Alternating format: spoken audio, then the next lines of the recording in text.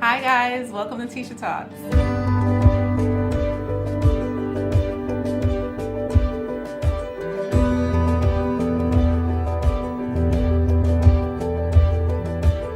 Team dynamics you already have going.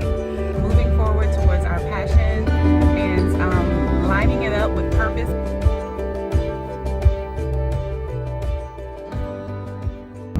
You know, I speak to a lot of women, I speak to a lot of young ladies who are, they have questions. They have questions about, how is it that you find, that right person? How is it that you find that person that fits well with you, that's going to support you, that's going to be in your corner, that's only going to want to be with you? How about that? And not with everybody else under the sun or the next best thing that they find or that they see. And, to that I say, I don't have a definitive answer, as to how you find the best person, because I don't think that you find them. I don't think that it's you as a female, as a woman, out there seeking for them or looking for them. I think that's where you make your first mistake, because you're coming from a desperate standpoint, which is going to put you in a position of compromise. And when I say compromise, you're already needy. You never want to connect with someone when you're in a needy state.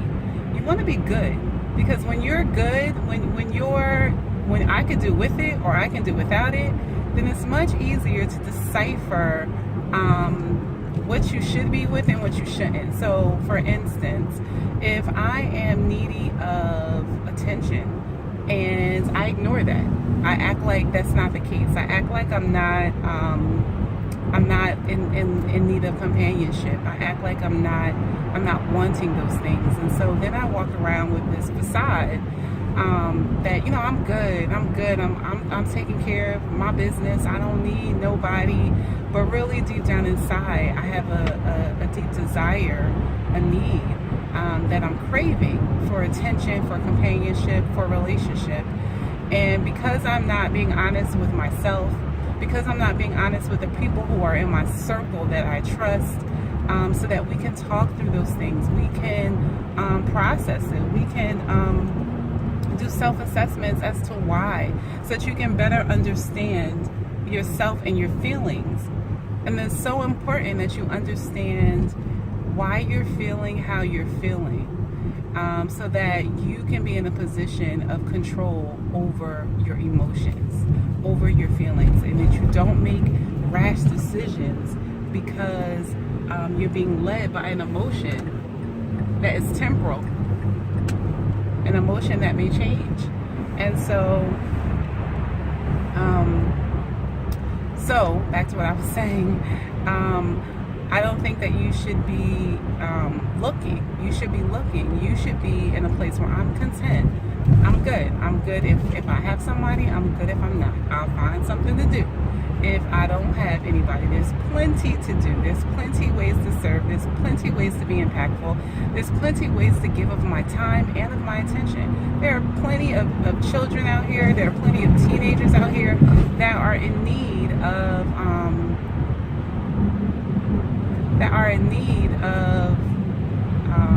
attention, that are in need of your love. And so it doesn't necessarily have to be a me situation. But back to the finding someone, back to the to finding yourself. You do have that desire for that relationship. So what do?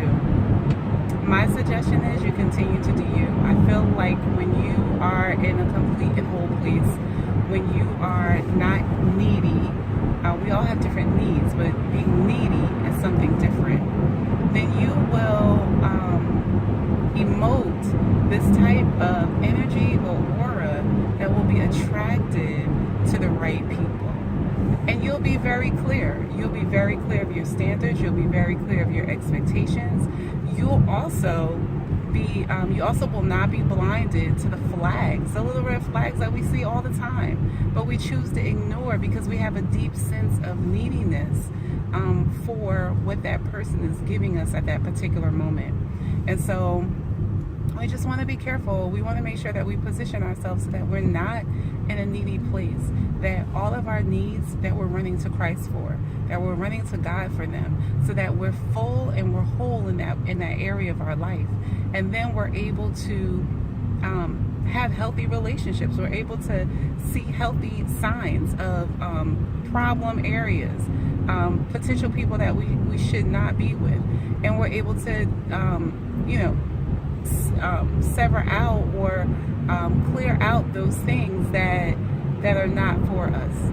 I think a lot of times as women we get stuck in the traps because we're needy and we're not admitting of that. We're not willing to deal with that within ourselves, and we're not even willing to really be open with our close women's circle of people that we can trust, that will support us in that area, that will encourage us, that will remind us of what our end goal is, what our end game is. Those core people that will tell you the things that you don't necessarily want to hear, but they're telling you because they know in the long run it'll benefit you.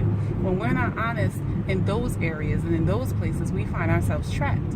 And then we find ourselves in relationships that we have settled for. And we're all intertwined. Maybe we've had a child in that relationship. Maybe we've connected with some type of business venture. Maybe we have been intimate, and now we have a spiritual connection. We have a transferring. We have a spiritual connection with them. Maybe we've just become emotionally dependent on them because we're not emotionally whole. So now in 1.5 miles, take exit 145 towards I-280, the Oranges.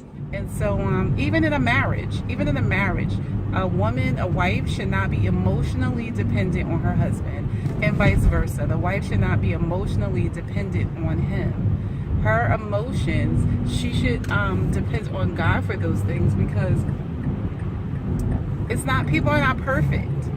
People are not perfect. And if you want to leave it up to a male or a female to meet that emotional need that you have, you're going to be prepared to be hurt. Be prepared to be heartbroken, because people are not perfect. People are not perfect. They can't read minds. They don't always do what you would like them to do. And so you just want to be prepared for that. You want to be prepared for that. And so guys, I just wanted to share, just some of my thoughts on how this dating and this relationship thing works. I don't have the answer. I can't tell you, like in 5 months you're gonna find a man if you do this, or in 6 months you're gonna find a woman if you do this. All I can tell you is that if you concentrate on being the best you that you can be, understanding who you are, when you come to the table, you're such a better match for that person. You have such a better chance of long-term success in your marriage, because you're a complete and whole person, and you guys are coming together and adding and enhancing what each other already has. You're not there trying to fix 550 broken pieces that you have refused to deal with, that you might not even know are there. So I just encourage you, embrace your season, enjoy your season. There is joy in your singleness. There's joy in the growing process. Even though there may be pains and things along the way, if you don't go through that process, you'll make the same mistakes. And so I just want to encourage you guys to stay the course, man. It's worth it. It's worth staying the course. It's worth staying the course. And so, as always, when you align your passion and your purpose together, great things happen. Tisha Talks.